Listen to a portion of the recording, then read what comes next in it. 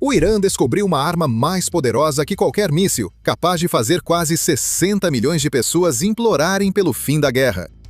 Essa arma é a sede. A guerra entre Estados Unidos, Israel e Irã, iniciada em 28 de fevereiro, já atingiu refinarias, aeroportos, centros de dados, hotéis de luxo e bases militares em todo o Golfo. A maioria das notícias foca no petróleo, pois isso torna o Golfo famoso. Isso causa pânico nos mercados e todos já têm um roteiro mental para essa crise. O petróleo dispara, mercados reagem, governos usam reservas estratégicas e a vida segue. Mas na manhã de 8 de março, algo diferente ocorreu. Um drone iraniano atingiu uma usina de dessalinização no Bahrein. Esse foi o primeiro ataque direto confirmado à infraestrutura de água em toda essa guerra. Diferente de uma refinaria atingida, não há reserva estratégica nem mercado futuro para a água. Não existe um acordo internacional para lidar com o que acontece quando as torneiras secam. Só existe pânico e morte. O verdadeiro calcanhar de Aquiles do Golfo nunca foi o petróleo, sempre foi a água. Veja, a Península Arábica é um dos lugares mais secos da Terra. A chuva é quase inexistente. Não há grandes rios passando pela Arábia Saudita, Kuwait, Catar ou Bahrein. Os aquíferos que existem vêm sendo bombeados há décadas, em taxas muito superiores à sua capacidade natural de recarga. E a maioria deles agora está criticamente esgotada. Quando o petróleo trouxe riqueza nos anos 1970, os estados do Golfo gastaram boa parte dela, resolvendo um problema incomum para a maioria dos países. Como conseguir água potável quando fundamentalmente não existe nenhuma? A resposta foi a dessalinização. Pegue a água do mar do Golfo Pérsico, passe por enormes instalações industriais, retire o sal e bombeie o resultado para as casas das pessoas. Nos últimos 50 anos, esses países criaram uma das redes de infraestrutura hídrica mais ambiciosas da história, segundo o estudo de 2023 do Centro Árabe em Washington, D.C. Os membros do Conselho de Cooperação do Golfo detêm cerca de 60% da capacidade global de dessalinização e produzem 40% da água dessalinizada mundial. Mais de 400 usinas na costa do Golfo Árabe, dos Emirados Árabes Unidos ao Kuwait, sustentam dezenas de milhões de pessoas. Michael Christopher Low, diretor do Centro do Oriente Médio da Universidade de Utah, chama esses países de reinos da água salgada e superpotências hídricas movidas a combustíveis fósseis e criadas pelo homem, que transformaram uma das costas mais áridas do mundo em civilização. O Kuwait obtém 90% de sua água potável da dessalinização. Omã, 86%. A Arábia Saudita, 70%. O Bahrein, onde aquele drone acabou de atingir, tem 103 usinas de dessalinização e, essencialmente, nenhum aquífero natural. É uma nação insular sem para onde recorrer. O Catar e os Emirados Árabes Unidos estão próximos de serem completamente dependentes para uso urbano, especialmente em cidades como Dubai. Além da dessalinização, essas nações não têm plano de contingência para secas. Nenhum sequer. Essa é a cadeia de abastecimento de água de uma das regiões mais populosas e de rápido crescimento do mundo, passando por centenas de instalações industriais costeiras e uma zona de guerra ativa. Todo mundo estava enlouquecendo sobre se o Irã poderia atingir o Burj Khalifa. Mas aquele drone caiu a 19 quilômetros de um alvo que mantém 3 milhões de pessoas vivas. E está protegido, como a prefeitura da sua cidade. Embora o drone não tenha atingido o complexo de dessalinização, o Irã já lançou mísseis em bases militares dos Estados Unidos e sistemas de radar de bilhões de dólares. Então, atingir uma usina de dessalinização costeira, em vez de um porto, não seria um grande desafio. Na mesma época, o Fujairah F1 dos Emirados Árabes Unidos, um complexo energético e de água na costa leste, sofreu danos. Segundo o Boston Globe e o The Conversation, os danos vieram de ataques a um porto próximo ou de destroços de drones interceptados, não sendo um ataque direto deliberado a uma usina de água. Mesmo assim, a instalação foi afetada. O mesmo ocorreu no Kuwait. Destroços de um drone interceptado causaram incêndio na usina de dessalinização de Doha Oeste. 3 incidentes nos 4 primeiros dias da guerra, todos perto ou em infraestruturas de água, nenhum claramente intencional. Em 7 de março, o ministro das Relações Exteriores do Irã afirmou no X que um ataque aéreo dos Estados Unidos atingiu uma usina de dessalinização na ilha Qassim, no Estreito de Hormuz, interrompendo o abastecimento de água para 30 vilarejos. Ele chamou de crime descarado e alertou que atacar a infraestrutura iraniana teria graves consequências.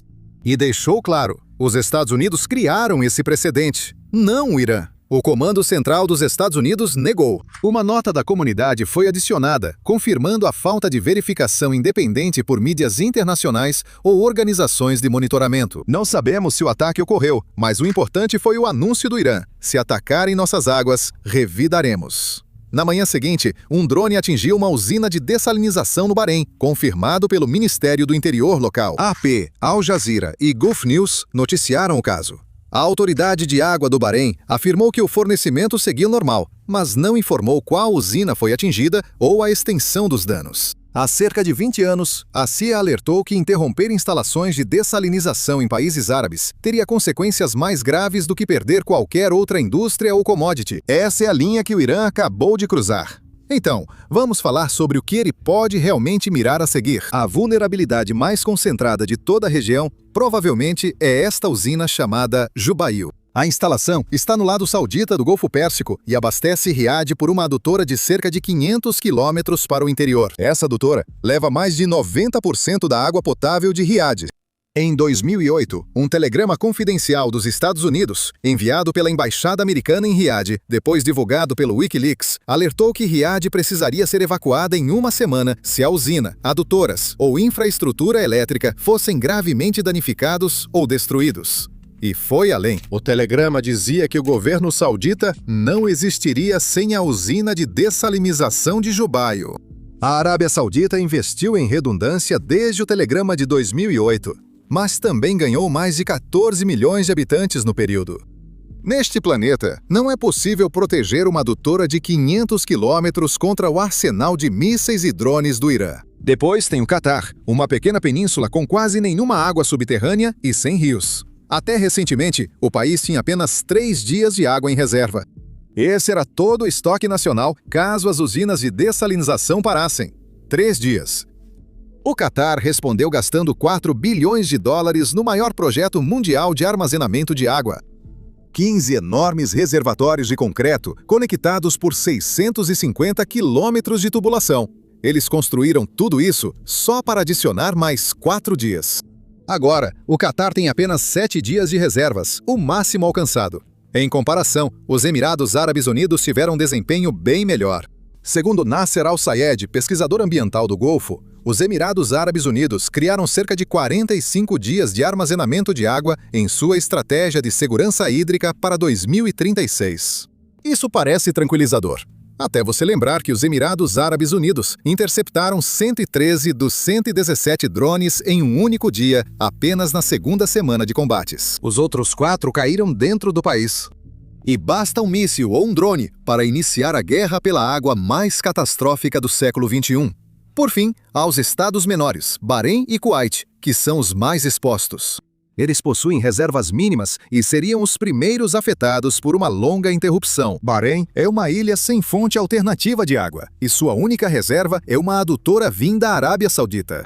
Se as usinas de dessalinização pararem e essa adutora for cortado, Bahrein tem exatamente uma opção: evacuação total. E é isso que torna atacar a água fundamentalmente diferente de atacar o petróleo. Uma refinaria fora de operação é um problema econômico. Dói, mas não mata pessoas. A falta de água mata. Também vale lembrar que o país que ataca essas usinas não tem motivo real para temer que o mesmo aconteça com eles, porque o Irã obtém apenas cerca de 3% de sua água da dessalinização. Mas isso não significa que o Irã tem água em abundância. A água está acabando e o país mal se mantém.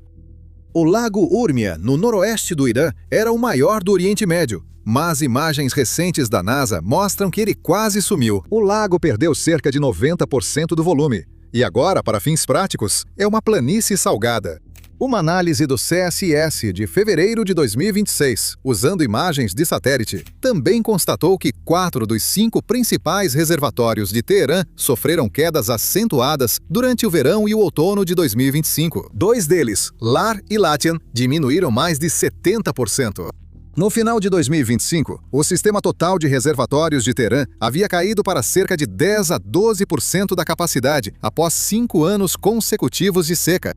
Na verdade, até o solo sob a cidade está literalmente desmoronando. O rebaixamento do solo em partes de Teherã chega a até 30 centímetros por ano, porque tanta água subterrânea foi extraída debaixo da cidade que a terra está afundando nos vazios. Em novembro de 2025, o presidente Pezeshkian alertou que sem chuva em Teherã até dezembro, haveria racionamento de água e a seca poderia até exigir a evacuação da capital. Em janeiro de 2026, semanas antes da guerra, o Irã anunciou que estudava transferir a capital para a costa de Mekran, no sul, onde há água do mar para dessalinizar.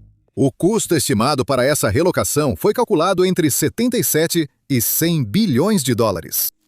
E isso para uma linha costeira subdesenvolvida, exposta a ameaças de segurança e que está longe de estar pronta para abrigar um governo nacional. Além disso, o Irã está quebrado. Então, tem esse detalhe. Talvez exista outro motivo para o Irã hesitar em atacar a infraestrutura de água. No fim de 2025, um relatório internacional do Fórum do Oriente Médio sugeriu uma estrutura para evitar o colapso hídrico total no Irã. O financiamento sugerido caberia à Arábia Saudita e o Conselho de Cooperação do Golfo, envolvendo dinheiro, exportação de água e conhecimento em dessalinização do Golfo. Tudo isso estava disponível para ajudar um país cuja capital estava prestes a ficar sem água potável. Infelizmente, as relações entre o Irã e os estados do Golfo eram tão fragmentadas e marcadas por desconfiança que nada disso ocorreu. Agora, o Irã é um país que entende, em um nível nacional profundo, o que acontece quando a água acaba, porque está vendo isso acontecer dentro de suas próprias fronteiras, em tempo real. Agora, no meio de uma guerra, está mirando ou se aproximando da infraestrutura de água de outros países que são mais dependentes dessa infraestrutura do que o Irã. Isto aqui é a dissuasão nuclear do Irã. De acordo com a análise da Iran International, a abordagem mais ampla do Irã neste conflito é atacar explicitamente alvos vulneráveis em infraestrutura de água, energia e transporte, com o objetivo de tornar esse conflito economicamente inviável para o oponente. Então, a primeira interpretação é que o ataque ao Bahrein foi intencional. Os quase acertos em Jabal Ali e Fujairah foram ou sondagens deliberadas ou erros de sorte. A segunda interpretação é mais assustadora. Analistas da AP veem poucas provas de que o Irã esteja mirando estações de tratamento de água. Incidentes em Fujairah e Kuwait parecem ter sido causados por destroços. E com centenas de drones voando diariamente por uma região onde portos, usinas de energia e complexos de dessalinização ficam todos a poucos quilômetros uns dos outros, é inevitável que algumas coisas acabem sendo atingidas.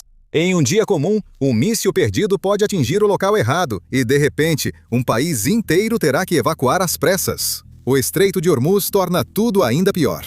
Os estados do Golfo mais dependentes da dessalinização também importam quase toda a sua comida. Bahrein, Kuwait, Catar e Emirados Árabes Unidos não produzem comida suficiente e dependem de importações pelos portos do Golfo, localizados no Estreito Fechado. E se Hormuz permanecer fechado por semanas, então a escassez de alimentos também vai acontecer, além de todos os outros problemas. Segundo o direito humanitário internacional, especialmente o artigo 54 do Protocolo Adicional 1 às Convenções de Genebra, é proibido atacar qualquer bem essencial à sobrevivência da população civil. Instalações de água potável estão listadas nominalmente. O Estatuto de Roma do Tribunal Penal Internacional afirma que ataques à infraestrutura civil de água podem ser crimes de guerra. Mas você também precisa lembrar que o regime islâmico não dá a mínima para essas leis. Quero dizer, acabamos de ver esse regime atirar e executar milhares de seus próprios cidadãos nas ruas. Na verdade, isso acontece em quase todas as guerras. Já vimos isso acontecer na Ucrânia, em Gaza, no Iêmen. O arcabouço legal existe, e os países reconhecem isso publicamente, mas atacam essas infraestruturas primeiro quando querem pressionar o Estado a ceder. A última vez que a infraestrutura de água foi alvo em grande escala no Golfo ocorreu em 1991, quando as tropas iraquianas, ao deixar o Kuwait, sabotaram a maior parte da capacidade de dessalinização do Kuwait e lançaram milhões de barris de petróleo no Golfo Pérsico. O objetivo incluía contaminar as entradas de água do mar das usinas de dessalinização da região. O Kuwait ficou quase sem água potável. Importações emergenciais mantiveram a população viva e a recuperação levou anos, mas era um Kuwait menor, com economia mais simples. Uma interrupção comparável hoje em uma região com dezenas de milhões de pessoas e cidades que literalmente não podem existir sem o funcionamento contínuo do tratamento de água, 24 horas por dia, seria uma crise de uma ordem completamente diferente. O petróleo construiu o Golfo. A água dessalinizada o mantém vivo. Agora, ambos estão em risco simultaneamente no mesmo conflito. O mundo passou 50 anos analisando o que ocorre quando o petróleo para de fluir. Ninguém tem um modelo para quando a água para de fluir.